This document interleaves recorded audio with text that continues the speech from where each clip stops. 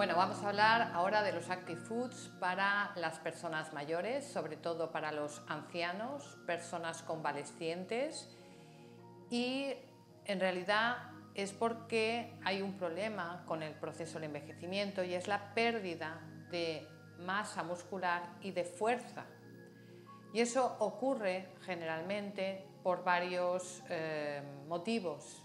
Uno de ellos es porque con el proceso de envejecimiento disminuyen nuestras hormonas, entre ellas la hormona de crecimiento, la otra hormona anabólica que es la DEA, la dehidroepiandrosterona sulfato, que es la que normalmente mediremos en sangre para ver nuestro nivel.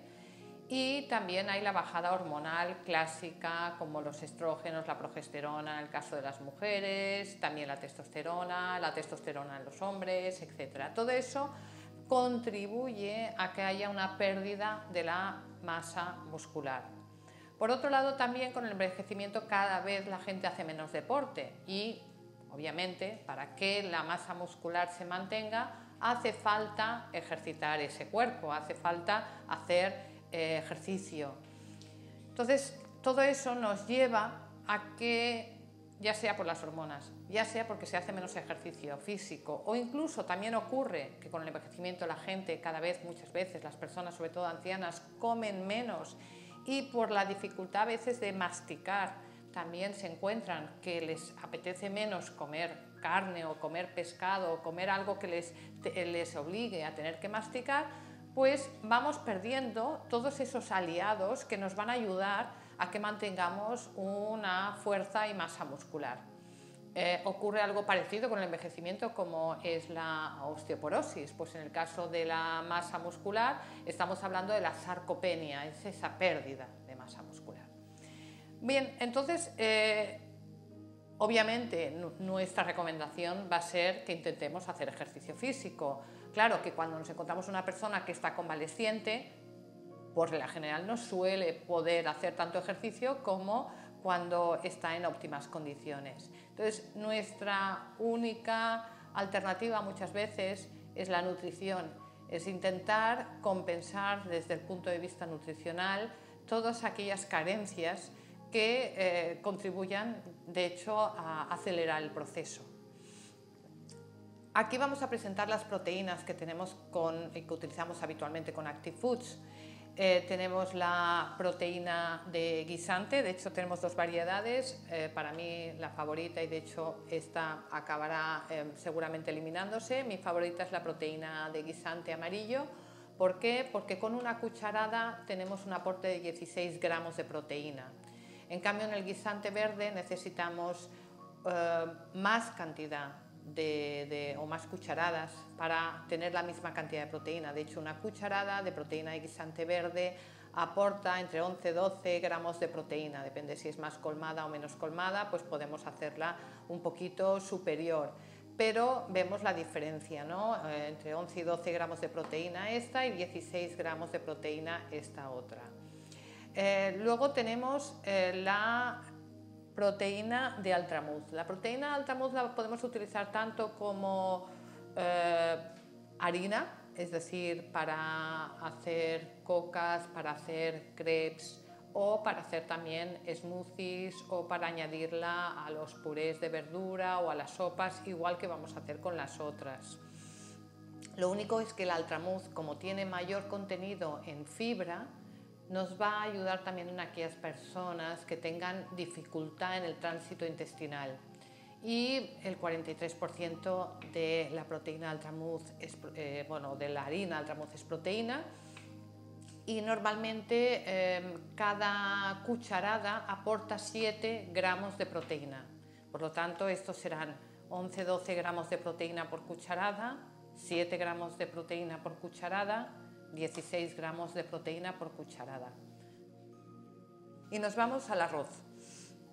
El arroz es un aislado de proteína de arroz que contiene, dependiendo del lote, porque a veces puede ser incluso un poquito superior, cada cucharada puede estar aportando aproximadamente 16-17 gramos de proteína. Cuando hablamos de cucharadas, hablamos obviamente de lo parecido a una cucharada sopera o lo que sería, digamos, los medidores que nos vienen habitualmente dentro del bote. Entonces, la cucharada, si estamos hablando de la cucharada, en este caso, hablamos de esta cucharada. Lo digo porque a veces nos encontramos, sobre todo en las proteínas que vienen enfocadas a los deportistas o a los que se toman esos batidos para el gimnasio, que las cucharadas suelen ser más grandes. Entonces, aquí estamos hablando de una cucharada no tan excesiva como las que encontramos en los botes de las proteínas, digamos, que utilizan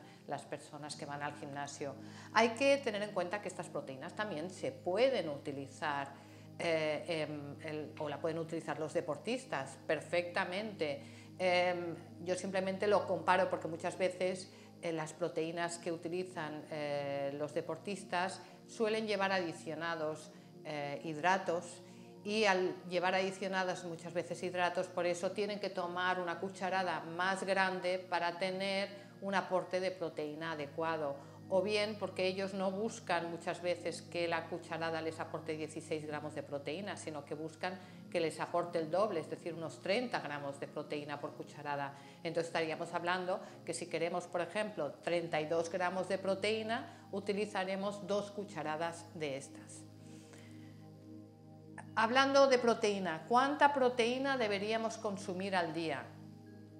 Bien, aunque, y esto lo podéis ver en cualquiera de estos botes, nos hablan de todas estas recomendaciones diarias, ¿no? Y nos dice pues que las recomendaciones de la EFSA es que cada persona pues tome digamos de proteína 0,66 gramos por kilo de peso y día.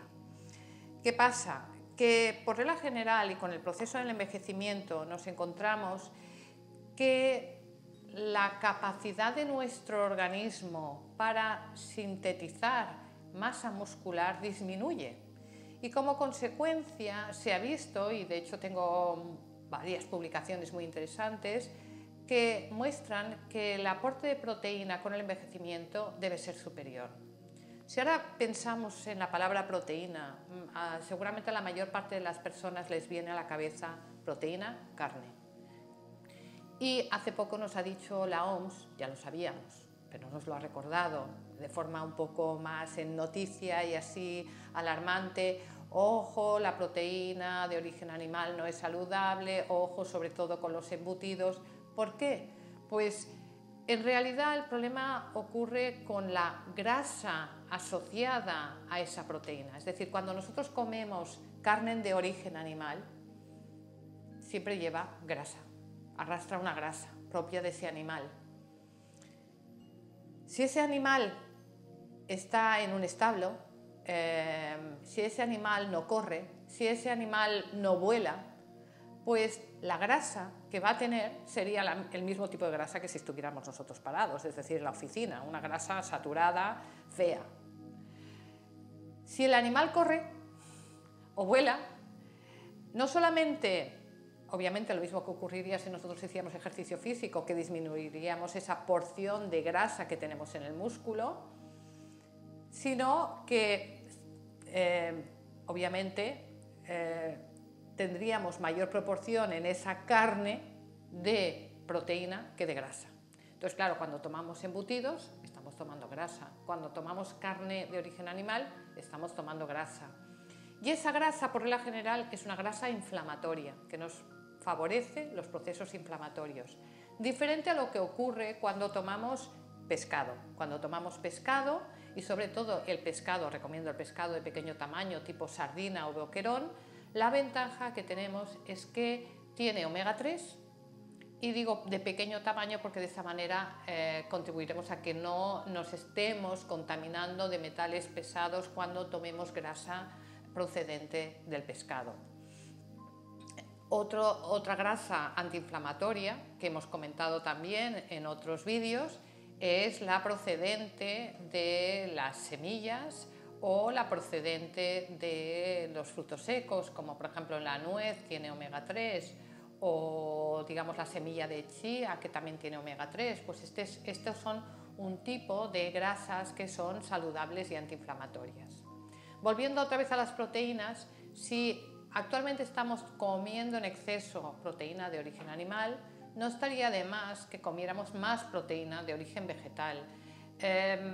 La proteína de origen vegetal, obviamente, la podemos comer directamente cuando comemos verdura, pero a veces no es suficiente, o cuando tomamos legumbres, y vuelve a ser muchas veces no suficiente. Cuando estamos en un proceso de convalescencia, en un proceso de envejecimiento, donde cada vez podemos tener más ese problema de sarcopenia, hemos de pensar no solamente, como he dicho antes, en el ejercicio físico, en intentar de alguna manera ejercitar nuestro cuerpo, sino al mismo tiempo comer suficiente proteína.